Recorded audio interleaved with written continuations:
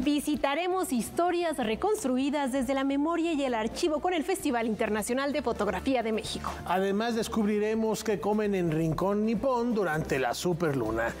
Todo esto y más en Noticias 22. Muy buenas noches, qué gusto que nos acompañen este martes 17 de septiembre en vivo en el Noticiero Cultural de la Televisión Mexicana. En el Noticiero Cultural de México, Karen Rivera, qué gusto saludarte. Hola, Laura Regis, en la traducción de lenguas de seña mexicana y como bien apuntas, mucha información que compartir. ¿Con qué arrancamos? Arrancamos con una fiesta que se va a llevar a cabo en Oaxaca y que reúne a los grandes pensadores de la literatura y de las letras. Vamos a saber de qué se trata.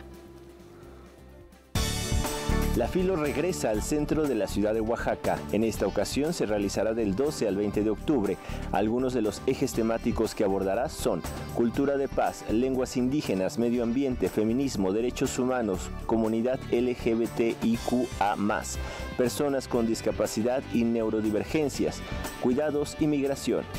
Antes de pandemia habíamos decidido, ya cambiarnos del centro histórico al centro cultural y de convenciones porque es un espacio precioso, porque ofrece como muchas oportunidades, pero también es cierto que después de pandemia, las cosas como cambiaron mucho y luego intentamos volver al centro cultural y de convenciones, pero hicimos un gran esfuerzo para que el público lograra llegar a ese lugar. Y es difícil que todos los públicos lleguen a dicho centro. Para esta edición 44 de la Filo se contará con la presencia de Yasnaya Elena Aguilar, Emiliano Monge, Julián Herbert, Bernardo Esquinca, Fernanda Trías, Horacio Castellanos Moya y Cristina Rivera Garza, entre otros. Estamos muy contentas y muy contentos porque inauguramos con un jam de escritura, que es una producción preciosa, es un jam de escritura y dibujo.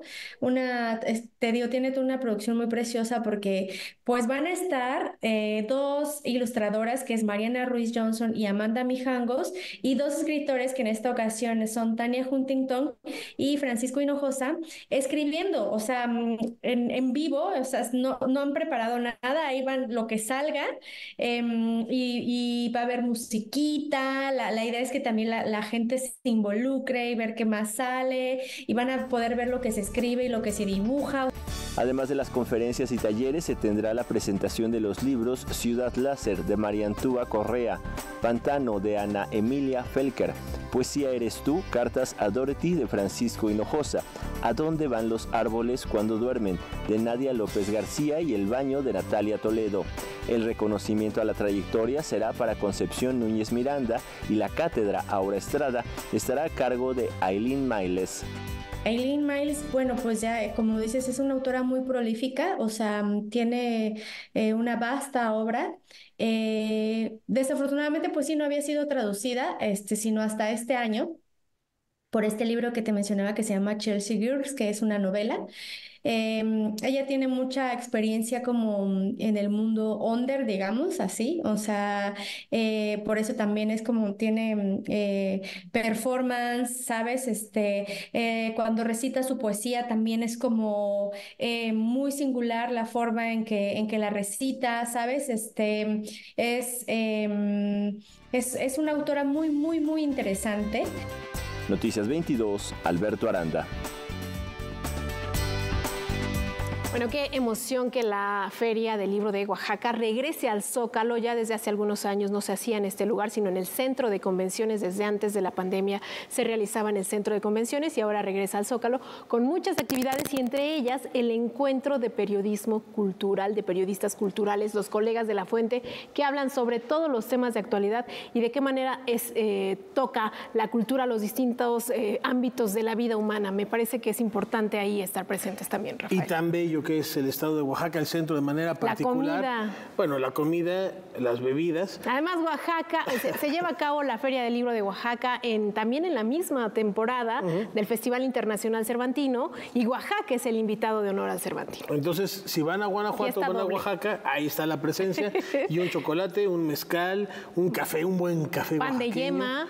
o visitar el Yago, por supuesto, del maestro Francisco Toledo, o Hierve el Agua. Las tlayudas con chapulines, ¿qué más? Es muy tarde, no hemos cenado, entonces mejor vamos a la siguiente información, porque de su mano la música ha abrazado nuevas tecnologías. Y desafiado y explorado la exploración sonora. A finales de los años 90, el compositor mexicano Rodrigo Sigal inició su camino profesional en el mundo de la música, con el deseo de explorar los alcances de las nuevas tecnologías aplicadas a la creación sonora. Casi 30 años después, se ha convertido en uno de los principales exponentes de la música electroacústica en América Latina. En reconocimiento a su sobresaliente trayectoria, este martes fue galardonado con la Medalla Bellas Artes correspondiente al año 2024, la máxima distinción que otorga el Instituto Nacional de Bellas Artes y Literatura a quienes han realizado aportes significativos a la cultura mexicana. El IMBAL ha sido por años, desde que estaba chavo, estudiaba música, ha sido parte cercana de todas mis actividades y de muchas de las cosas que he podido hacer, así que realmente muy conmovido y sobre todo también contento de que se haya tomado en cuenta la trayectoria, por supuesto, de compositor, como de gestión y de la parte de educación, ¿no?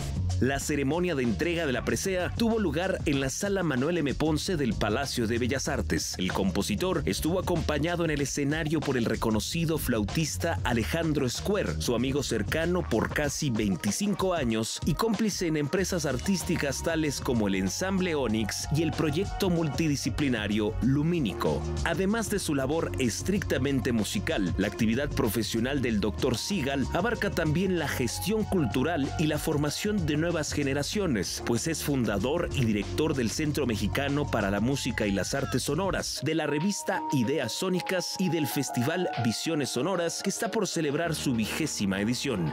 Además, es profesor de tiempo completo en la Escuela Nacional de Estudios Superiores Unidad Morelia. A mí lo que siento que es en mi vida lo que conecta transversalmente es el uso de la tecnología y la reflexión sobre cómo estas herramientas nos pueden ayudar para componer, para tocar y por supuesto para enseñar. Al hacer uso de la palabra, el compositor recordó con afecto y gratitud a sus mentores María Antonieta Lozano, Daniel Catán, Javier Álvarez y Mario Lavista, de quienes aprendió la importancia de crear espacios para la música, pues si bien la composición es un proceso solitario, es importante saber crear redes de personas afines para compartirla. Creo que lo que pasa es que al final lo importante es, pues, si a la gente le dice algo y le conmueve, si el público tiene la oportunidad de darle ese chance a la música de suceder, pues entonces la música o te funciona o no te funciona, sin importar qué tan compleja o qué tan simple sea, ¿no? Noticias 22, César H. Meléndez. España y Jalisco son los invitados de honor para celebrar el mundo a través de la lente. Con una invitación a mirar historias reconstruidas desde la memoria y el archivo, inicia con 9 exposiciones Foto Septiembre, la 15ª edición del Festival Internacional de Fotografía de México. Fotoseptiembre 2024 está dedicado a archivo y memoria. Lo que nos interesaba, pues en este año conmemorativo, que el Centro de la Imagen cumplió 30 años y que se conmemoraron aniversarios también de distintos acontecimientos fotográficos y sociales del país, poder reflexionar sobre cómo se decide narrar, conservar e incluso olvidar las historias, qué papel ha jugado la fotografía y la imagen en ello, tanto para configurarlas como reconfigurarlas, replantearlas y también reflexionar sobre la importancia de documentar y recuperar las historias. España es el invitado de honor y colabora con el montaje de 2 exposiciones colectivas dedicadas a festivales, Foto España y Panoramic, además de 3 exposiciones individuales. La participación de España como país invitado trae las primeras exposiciones individuales en México de Ana Teresa Ortega, Premio Nacional de Fotografía 2020, de Espe Pons e Ir a Lombardía. Entonces, los proyectos de Espe Pons y Ana Teresa Ortega abordan o reflexionan la Guerra Civil Española y la dictadura que le siguió y hablan de forma desde la arquitectura, los paisajes, de esas historias silenciadas sobre la violencia y la represión que se vivió en esa época. El estado de Jalisco es el otro invitado, quien coordinó una amplia muestra de autores contemporáneos. Quizá es interesante esta combinación de generaciones porque te permite ver cómo se ha construido la memoria del Estado en sus acontecimientos, pero también cómo las nuevas generaciones hay una intervención en aproximación al archivo y la memoria como para recuperar el origen y entender su identidad y poderla reformular incluso. Además de las exposiciones, este encuentro fotográfico contempla conversatorios, proyecciones audiovisuales, visitas guiadas y revisión de portafolios. Fotoseptiembre se inaugura mañana en el Centro de la Imagen. La fotografía creo que es una herramienta para dar a pensar en todas sus posibilidades, para comprendernos mejor, para dejar huella. Y pues me gustaría invitarles, el festival inaugura formalmente 18 de septiembre a las 7 de la noche mañana, y a partir del jueves 19 tenemos un conjunto de actividades de diálogo para profundizar en las exposiciones y reflexionar en torno a la importancia y el futuro de los archivos. Noticias 22, Óscar Cortés. Ella es considerada una de las sopranos mexicanas más versátiles. Su trayectoria artística de más de 6 décadas la consagran como una referente del arte lírico nacional. Desde su debut en la sala principal del Palacio de Bellas Artes en 1964, la soprano mexicana Cristina Ortega ha construido una de las carreras más brillantes que ha visto el arte lírico de nuestro país. En reconocimiento por sus 60 años de trayectoria artística, el Instituto Nacional de Bellas Artes y Literatura le rindió un merecido homenaje musical en la Sala Manuel M. Ponce, donde la cantante compartió escenario con los integrantes del Estudio de la Ópera de Bellas Artes y los pianistas Miguel Brito y Ricardo Galaviz. Francamente, sí ha sido muy emotivo, sí ha sido hermoso y me ha hecho, revivir muchas cosas por haber convivido con estos jóvenes en una preparación para esto y estar en la Sala Ponce, que tiene un gran significado para nosotros dentro de esta institución maravillosa del Palacio de Bellas Artes. Además de dominar el repertorio clásico de la ópera, la maestra Ortega se ha destacado por ser una excelente intérprete de opereta, zarzuela y canción popular. De allí que el programa del concierto fuera concebido como un recorrido por los géneros que ha transitado en sus 6 décadas de actividad. La primera parte del recital estuvo dedicada al repertorio popular con canciones de María Grieber y de Ignacio Fernández Esperón. Esta elección fue un guiño a los inicios de la cantante, pues antes de abrazar la ópera, dio sus primeros pasos en la música, presentándose en plazas públicas con la orquesta típica de la Ciudad de México, bajo la dirección de Tata Nacho. Posteriormente, las jóvenes voces del Estudio de la Ópera de Bellas Artes cautivaron a la audiencia con música de La Viuda Alegre de Franz Lear, mientras la homenajeada disfrutaba el espectáculo sobre el escenario.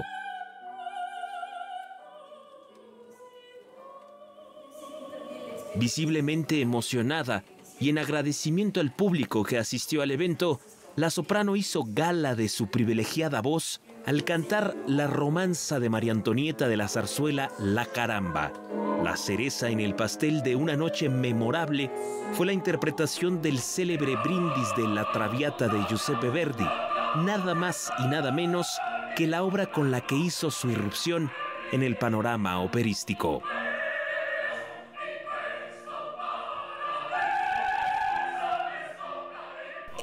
Creo que estoy medio loca.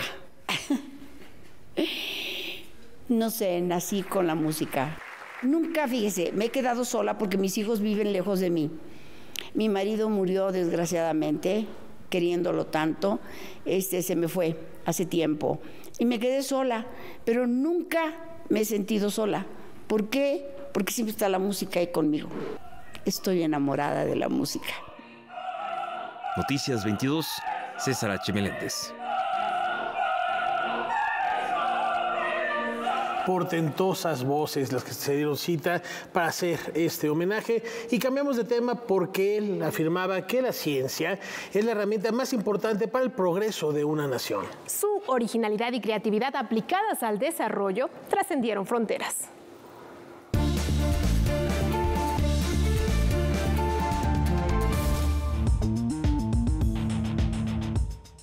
René Drucker fue un científico, investigador y articulista especializado en la fisiología y neurobiología que nació el 15 de mayo de 1937 en la Ciudad de México.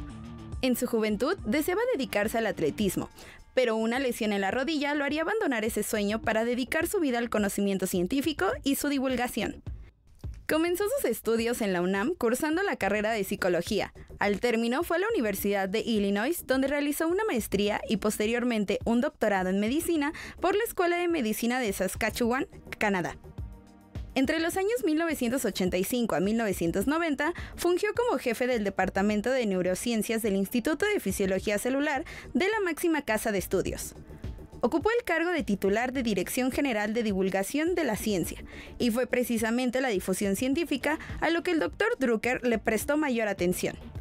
En marzo del 2002, comenzaron transmisiones en radio y televisión de su programa Dosis de Ciencia, que era producido por el Departamento de Televisión de la Coordinación de Medios de la Dirección General de Divulgación de la Ciencia de la UNAM.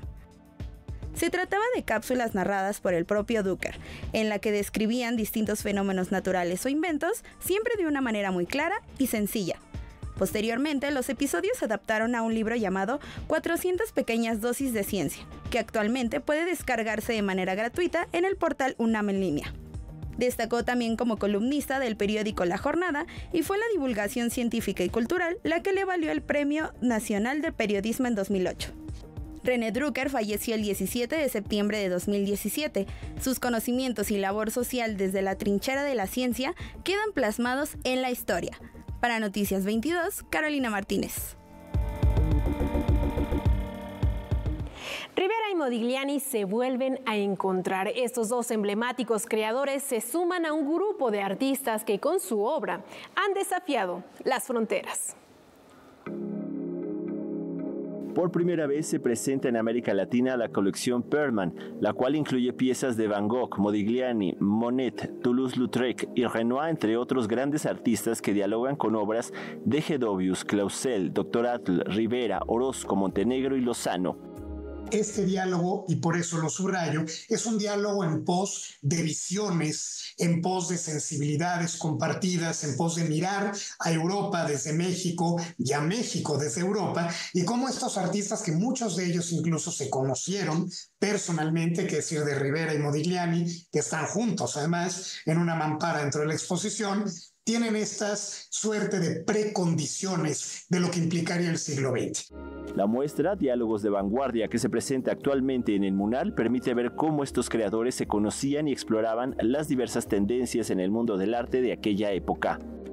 De ningún modo puede verse en una jerarquía distinta a los grandes maestros nacionales que están dentro de esta exposición. Maestros de la talla de Joaquín Clausel, que fue a conocer a Monet, que estuvo en el taller de Giverny con Monet, que aprendió muchos de los efectos de luz y de color del propio maestro. Pensar indudablemente en Germán Gedóvius, que también hizo un periplo muy importante en Europa, sobre todo influido por el simbolismo y romanticismo finiseculares, y por supuesto el gran titán, ¿verdad? Diego Rivera, quien en Montparnasse y en Montmartre tuvo no solamente un piel a piel con estos grandes maestros, sino que tuvo amistades verdaderamente poderosas con Matisse, con Paul Cézanne.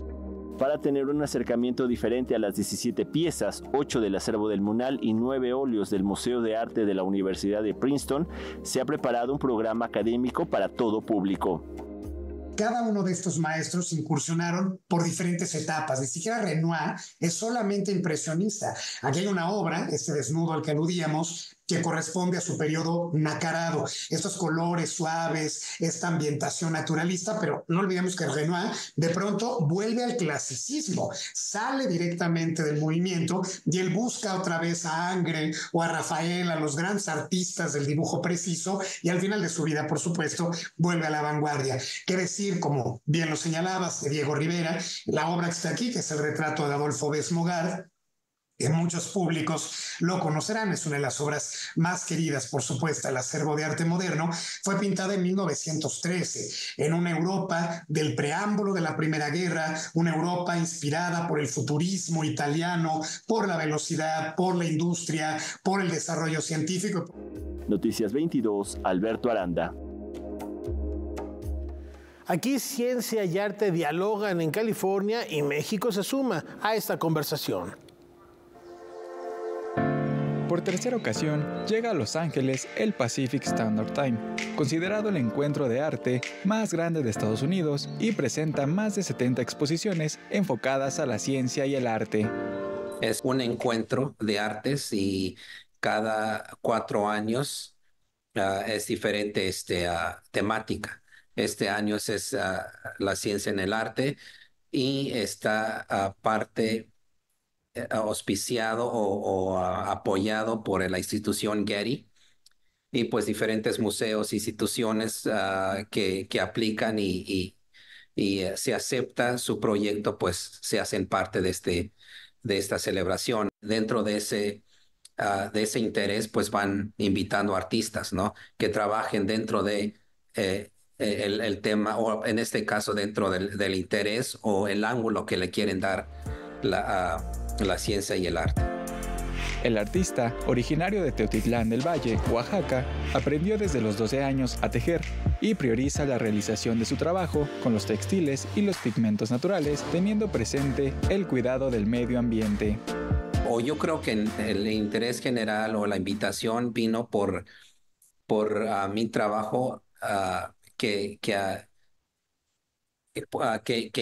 interactúa con las formas no solo tradicionales, ¿no? Pero ancestrales del uso de los elementos naturales, plantas, tintes que vienen de plantas, especialmente de la cochinilla, que es un insecto donde se obtienen los colores rojos, y realmente de también la oportunidad de mostrar hoy en día qué es la ciencia y el arte para los pueblos indígenas.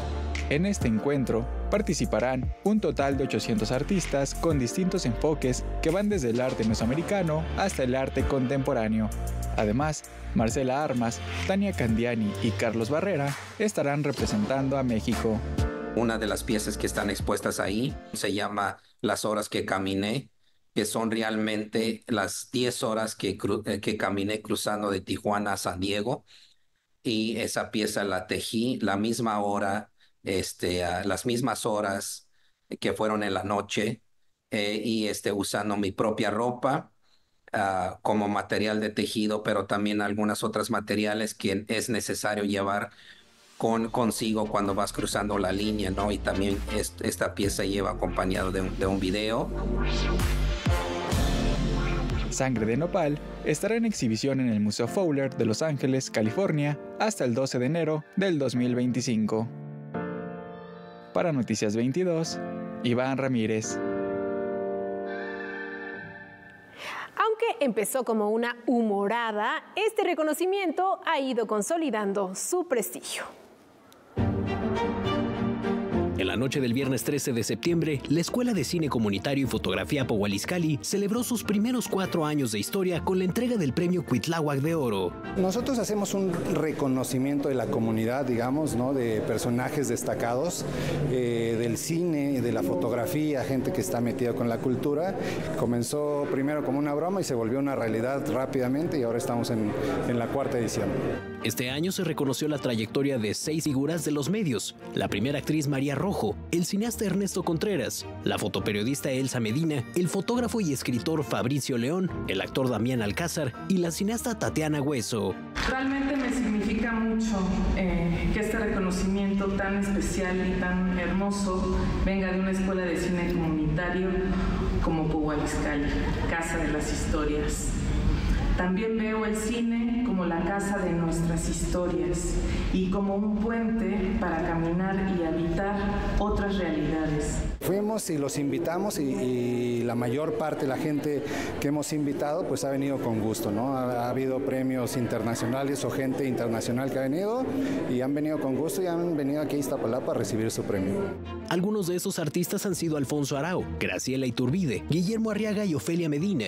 La ceremonia del cuarto premio Cuitláhuac de Oro inauguró con la presentación de 3 cortometrajes producidos por alumnos de Pohualizcali: Crucero de Vladimir Ordóñez, Silvia de Ernesto Morales y El Baúl de Karina Flores. También se presentó un fragmento de la cantata épica Cuitlahuatzin de Samuel Maines, Ragnar Conde y Samuel Siman. Estamos tratando de meter a la comunidad estudiantil en la lógica de lo que implica toda la experiencia de los premios. No solo es una parte de escuela, no es una parte del tema de comunidad, sino que aprendan desde el principio que las cosas tienen que hacerse con calidad, y ese es el gran mensaje que queremos hacer. A tan solo 4 años de su creación, Pohualizcali ha recibido 21,000 alumnos de 19 países. Cuenta con 44 talleres presenciales y virtuales en su programa educativo. El proyecto educativo, iniciado y dirigido por el fotógrafo y editor Jesús Villaseca Chávez, pronto se expandirá por toda la Ciudad de México. Para Noticias 22, Rodrigo Peredo. Algunas de estas perversiones cumplen ya 7 décadas de innovar e inspirar.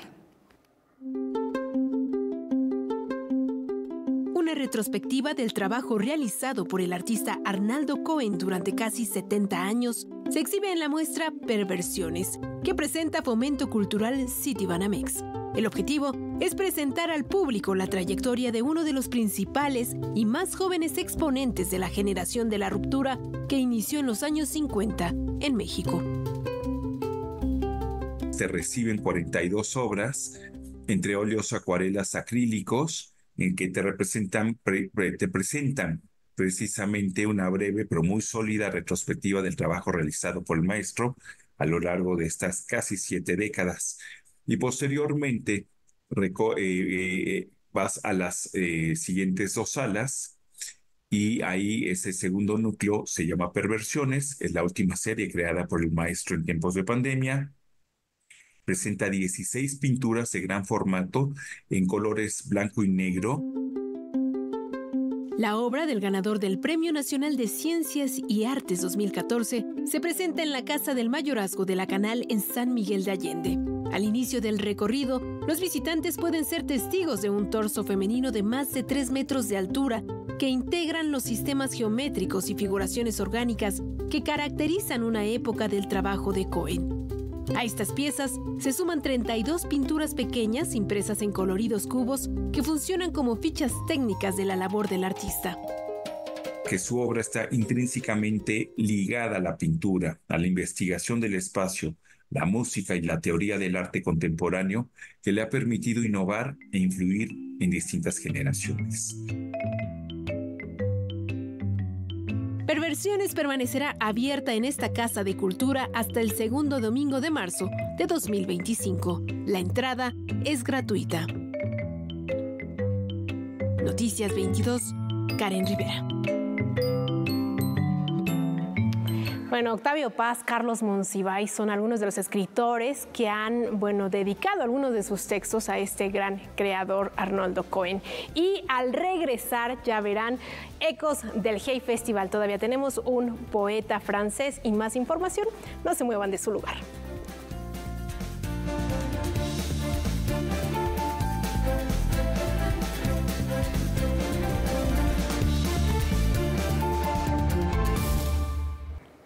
Como cada semana, volvamos la mirada y provoquemos el diálogo y la reflexión desde la zona violeta.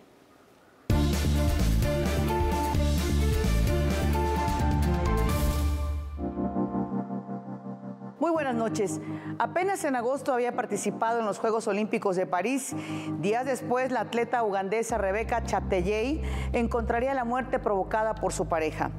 La historia sacudió al atletismo olímpico y también a quienes en todo el planeta luchan contra la violencia y la desigualdad de género. Rebecca había nacido en Uganda, tenía 33 años, era el sostén de sus hijas y sus padres. Había construido una casa en Kenia donde entrenaba y pasaba sus días de descanso. El día en que encontró la muerte, Rebecca había ido a la iglesia con sus hijas. Al regresar a su casa, al parecer, una discusión con su pareja derivó a que el hombre la rociara con gasolina y le prendiera fuego. La atleta sufrió quemaduras graves en el 80% de su cuerpo. Murió en el hospital a los pocos días de la fatal agresión. El gobierno de Kenia se comprometió a aplicar la justicia y expresó que la muerte de Rebeca era una pérdida para Uganda, la comunidad atlética y toda la región africana, y además un llamado urgente a combatir la violencia de género.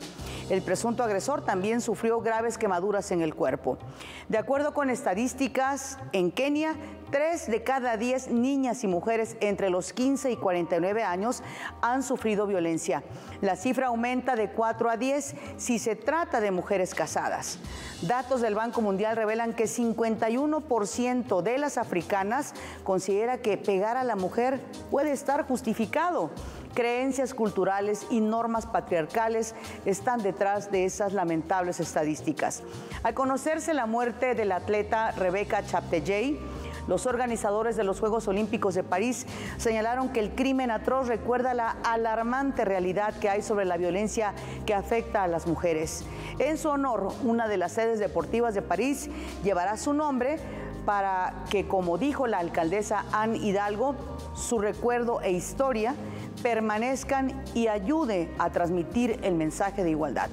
París no olvidará a Rebecca Cheptegei ni las niñas y las mujeres que sufren entornos de violencia y que exigen visibilidad y acciones concretas para erradicar la violencia de género. Muy buenas noches. Muchas gracias, Pati. Muy buenas noches también para ti. Y aquí las miradas juegan un papel fundamental para persistir en la memoria. La presencia humana en la Ciudad de México, así como el paso del tiempo, son algunos de los temas que aborda el fotógrafo Rogelio Cuéllar en la exposición La persistencia en la mirada. Es fundamental el trabajo callejero. Sigo siendo un fotógrafo callejero, me gusta andar por diferentes barrios de la ciudad, colonias, y siempre el elemento humano es lo que me interesa mucho. Y la estética de la misma ciudad y de los diferentes estados en los que viajo. Yo llamo esto paisaje urbano, paisaje rural, en donde es fundamental el elemento humano. En estas imágenes que fueron capturadas hace 4 décadas, el fotógrafo mexicano capturó testimonios de paisajes, objetos, manifestaciones sociales y juegos infantiles. Todavía sigo viendo esas 2 fotos del niño jugando canicas, la niña y los niños jugando carreteritas en la banqueta, o sea, esa otra infancia que ya se perdió. O sea, la imaginación y la creatividad con los niños, que no existían los celulares, existía la lectura, la imaginación, y eso se está perdiendo. Son escenas que le rinden homenaje a una novela de José Emilio Pacheco. Batallas en el desierto habla de esa ciudad que ya se nos fue, los cines, los camellones, o sea, es eso. Y de una manera u otra es un homenaje a la ciudad, a sus habitantes, un zócalo, o sea, la foto de la Semana Santa en Iztapalapa. No era un actor, es una pieza de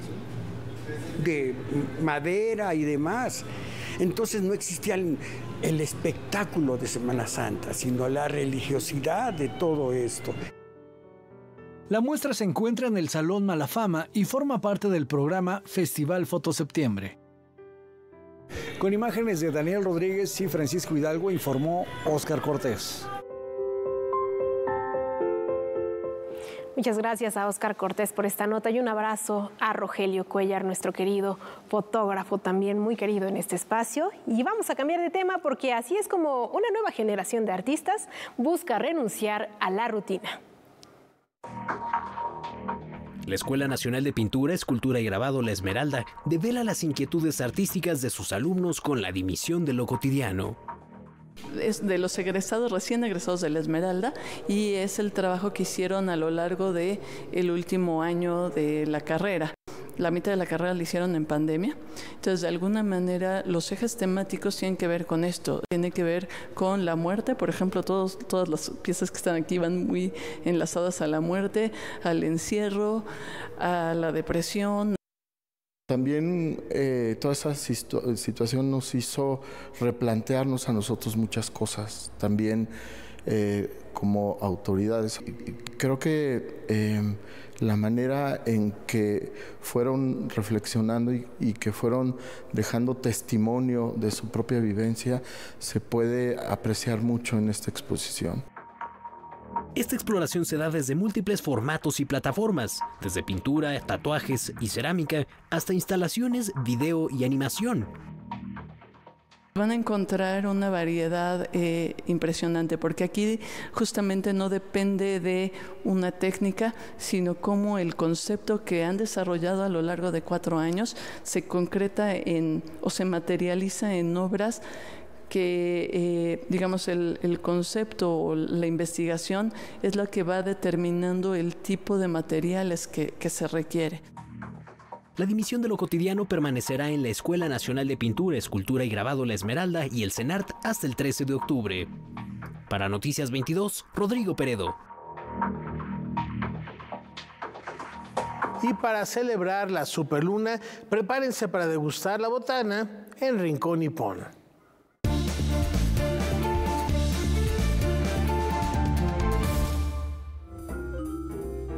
Konnichiwa amigos, bienvenidos a Rincón Nippon. Soy Miri Murasaki y hoy vamos a hablar sobre un dulce tradicional que es fundamental en la celebración de la contemplación de la luna o tsukimi, tsukimi dango. Tsukimi dango son pequeños pasteles de arroz en forma de bolitas que se preparan durante la celebración de tsukimi, que ocurre entre septiembre y octubre. Esta tradición se remonta al periodo Heian, cuando la nobleza japonesa ofrecía dango a la luna como un símbolo de agradecimiento o por una buena cosecha. Los tsukimi dango no son solo deliciosos, sino que también tienen un profundo significado cultural. Se colocan en una bandeja de madera formando una pirámide con 15 bolitas, representando los días del mes lunar. El número 15 simboliza la perfección y refleja la belleza plena de la luna llena, un momento clave en la celebración.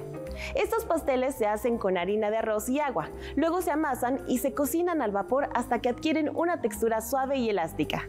Tradicionalmente se ofrecen a la luna antes de ser consumidos por la familia. El acto de ofrecer dango es una manera de expresar gratitud y desear una fortuna buena para el próximo año. Una curiosidad interesante es que algunas regiones de Japón añaden distintos colores al tsukimi dango, utilizando ingredientes naturales como el matcha para simbolizar la diversidad y la cosecha y agregar un toque visual a la festividad.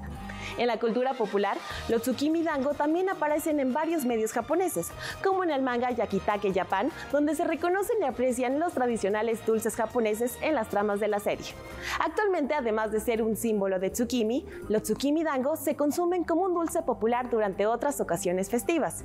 Su simplicidad y ligera dulzura han hecho que sigan siendo apreciados y disfrutados a lo largo de los siglos. ¿Conocías el tsukimi dango? Yo soy Miri Murasaki y nos vemos a la próxima por Rincón Nippon. ¡Sayonara! Bueno, qué rico, Miri, la verdad se me antojó. Gracias por esta nota tan interesante. Y estas células podrían despejar la incógnita planteada por Hamlet: ¿ser o no ser?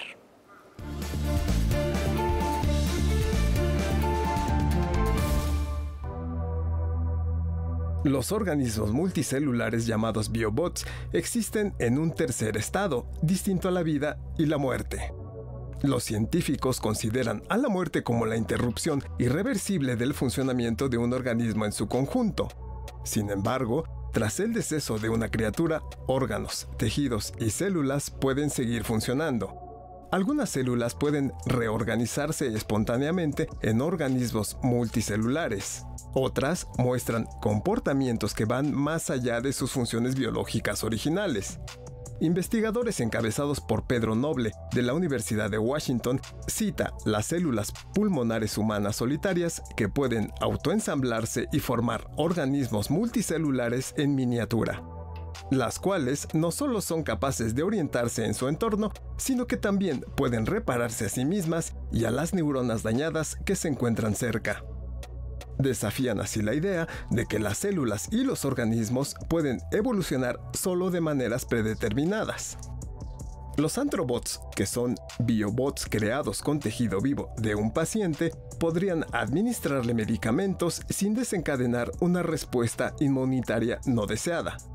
podrían inyectarse en el cuerpo para disolver la placa arterial en pacientes con arteriosclerosis y eliminar el exceso de mucosidad en pacientes con fibrosis quística. Lo mejor de todo es que estos organismos multicelulares se degradan después de 4 a 6 semanas, como si tuvieran una especie de interruptor de seguridad que impide el crecimiento de células invasivas. Noticias 22. Y continuamos, como ya lo anticipaba Karen, con los ecos del Hey Festival Querétaro 2024. Esta noche para hablar de una propuesta literaria que conlleva una profunda lección de vida. Pasados los 30 años, Patrick Otreau fue diagnosticado con cáncer. Al regresar a su casa de su primera quimioterapia, se enfrentó con una biblioteca cuyos libros habían perdido sentido y significado para él. Recuerda haber escuchado en la radio el anuncio del premio Nobel a Imre Kertész, a cuya obra se aproximó. Recuperó los bríos y una nueva visión de la literatura que lo llevó a explorar la enfermedad y a escribir varios libros. El autor francés presenta ahora en español su libro Pussy Boy de 2021, en la traducción de Hugo Alejandres. Pussy Boy explora el vínculo de encuentros sexuales fortuitos entre dos hombres. C'est un livre qui est né après plusieurs années d'écriture de notes, de citations, d'impressions personnelles, de moments qui m'avaient frappé dans certaines relations sexuelles. Et il y a eu un moment où c'est difficile de savoir quand le moment du livre arrive. Ça, c'est toujours un peu mystérieux quand même de savoir. Otreau señala que un posible detonante del libro fue un texto que escribió sobre Jean Genet y en el cual mezclaba aspectos antropológicos y sexuales. El texto fue publicado en la Nouvelle Revue Française en noviembre de 2018. Je pense qu'il y a un chemin vers l'empathie mutuelle. Il y a une rencontre qui est au départ une rencontre assez banale au fond, et puis un intérêt érotique immédiat, un intérêt exotique immédiat, parce que c'est deux personnages qui viennent de milieux sociaux différents et de religions aussi différentes. Et puis ensuite il y a une mutuelle disparition de tous ces aspects exotiques pour être la relation de deux personnes. El vínculo carnal entre los personajes, su placer y cuerpos, gradualmente dan paso al autodescubrimiento. Je ne voulais pas écrire un livre sentimental ou sur une relation amoureuse classique. Ça, mon prochain livre est sur ce sujet, mais pour celui-ci non. Je ne voulais pas non plus écrire les topos gays habituels, c'est-à-dire une relation multiple. Mais je voulais écrire une histoire entre deux personnes, où la sexualité s'approfondit entre deux personnes, et où la sexualité n'est plus la sexualité, mais la découverte de soi. Pussy Boy aparece en el sello Cantamares con el apoyo de la Embajada de Francia en México a través del Instituto Francés para América Latina. Noticias 22, Víctor Gaspar. Hoy hace 6 décadas este recinto abrió sus puertas. Desde entonces no solo resguarda nuestra memoria, sino se ha vuelto parte fundamental de esta. El Museo Nacional de Antropología es el más visitado de nuestro país. Este año celebra su 60 aniversario. Fue inaugurado el 17 de septiembre de 1964. Se construyó en 19 meses, lo que se consideró como un tiempo récord. Su diseño estuvo a cargo del arquitecto Pedro Ramírez Vázquez, quien aprovechó los 45,000 metros cuadrados del terreno ubicado en la Avenida Reforma para construir 22 salas de exhibición dedicadas a exponer los testimonios arqueológicos y antropológicos forjados por múltiples grupos culturales durante cientos de años de historia en nuestro territorio. De las 22 salas de exposición, 11 corresponden a arqueología y 11 a etnografía. Tiene 2 salas temporales, así como una introductoria. Consta de 27 murales que complementan la museografía y más de 200,000 objetos integran las colecciones. De los 70,000 metros cuadrados construidos, 45,000 corresponden a la construcción. Además de las áreas de exhibición, cuenta con servicios de biblioteca, auditorio, tienda y oficinas generales. Este año se renovaron 2 salas etnográficas dedicadas a los textiles y fiestas, y por primera vez está representada la cultura afromexicana. Además de ser un símbolo de su arquitectura, el paraguas ubicado en el patio central fue diseñado para enfatizar el respeto por el entorno natural mediante su caída libre de agua. Su columna fue revestida en bronce con un relieve escultórico hecho por los hermanos Chávez Morado, cuya composición escultórica se titula Imagen de México y lleva como eje 4 puntos cardinales, cada uno interpretado por el pensador del siguiente modo. En el lado oeste simboliza la proyección del país en el mundo, mientras que en el norte y el sur se evoca la lucha por la libertad. El monolito que representa a Tlaloc en la fachada del museo mide 7 metros y pesa 167 toneladas. Fue descubierto en el poblado de Cuachitlán, Texcoco, y se trasladó el 16 de abril de 1964, en un viaje de 33.5 kilómetros que se caracterizó por la fuerte lluvia y por las más de 20,000 personas que acompañaron a la deidad hasta su llegada al museo. 5,5 kilómetros se requiere para hacer un recorrido completo por este museo, que celebra 60 años de cumplir con su misión de investigar, conservar, exhibir y difundir las colecciones arqueológicas y etnográficas más importantes del país. Noticias 22, Óscar Cortés. Muchas gracias, mi estimado Óscar Cortés, y un abrazo muy grande a todas las personas que han hecho posible esta historia de 60 años ya de uno de los recintos más emblemáticos de nuestro país. Ya lo escuchábamos al inicio de esta nota, el museo más visitado de México, de la capital mexicana, que vaya que es una de las ciudades con más museos en el mundo, peleándose este puesto quizá con Londres, la capital del Reino Unido. Son cientos de museos los que alberga esta gran urbe, y ahí está pues uno de los más importantes y este vastísimo acervo. Y cambiando de tema, los acordes de unas identidades conectadas resuenan aquí muy cerca, en los estudios Churubusco. La Orquesta Escuela Carlos Chávez trabaja en un nuevo material discográfico y fija su mirada en la obra de grandes talentos nacionales. Desde hace ya algunos días, en la Sala Silvestre Revueltas de los estudios Churubusco, graba diferentes piezas de la compositora y cantante Diana Circe, como Identidades Conectadas. En 2016 yo recibo una comisión por parte de la Filarmónica de Los Ángeles y Gustavo Dudamel para realizar la obra Identidades Conectadas, y se presenta en la Filarmónica de Los Ángeles, en el Walt Disney Hall, en el 2017. Posteriormente, en el 2018, también se comisiona la segunda parte de esta obra y se presenta en Nueva York. A decir de la compositora, Identidades Conectadas se construye en un largo proceso de aproximadamente 7 años. Al nuevo proyecto musical de la Orquesta Escuela Carlos Chávez se suma la pieza Ciudad de México, de la misma Diana Circe, obra que le comisionó la Sinfónica de Minería y tuvo su estreno en el verano de 2023. Este proyecto es un proyecto muy interesante y muy bueno para la orquesta, ya que se trabaja con música contemporánea, porque hay muchas cosas en la música como técnicas extendidas y cosas que son muy complejas, que para los jóvenes músicos es algo nuevo, es algo interesante por explorar. Eduardo García Barrios dirige a la Orquesta Escuela Carlos Chávez para este disco, una producción del sello Urtex Digital Classic. Si todo sale de acuerdo a lo planeado, el material se presentará en 2025. Llevamos una semana de grabación y hemos grabado aproximadamente 55 minutos de música. Hemos terminado ya con la grabación y falta la postproducción. Si pudieran seguir tanto a Urtex como a la Orquesta Carlos Chávez o a mí, Diana Circe, en redes sociales, nosotros estaremos anunciando esta grabación, que será para todo público y será para todos ustedes que les guste también la música nueva mexicana. Para Noticias 22, Rodrigo Peredo.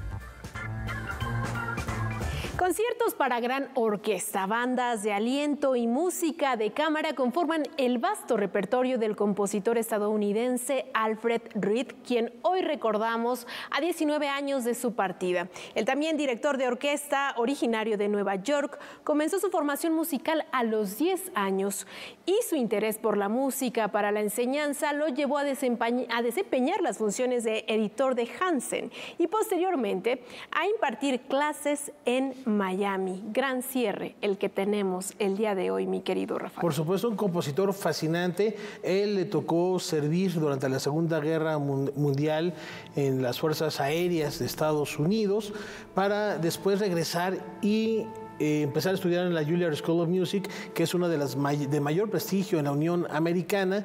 De hecho, su tesis de maestría, que es una rapsodia para viola y orquesta, le mereció el premio Luria, que es uno de los máximos galardones que se otorga para los compositores a nivel internacional. Estamos hablando de finales de los años 50, principios de los años 60, y después fue invitado como director de orquesta a lo largo y ancho del planeta. De hecho, dirigió mucho en Japón, pero también hay que subrayar que además de compositor era un extraordinario arreglista. De repente nos encontramos a otros compositores y los arreglos del maestro Reed. Así lo recordamos esta noche. Gracias, Karen. Nos vemos mañana. Muchas gracias, Rafael. Buenas noches.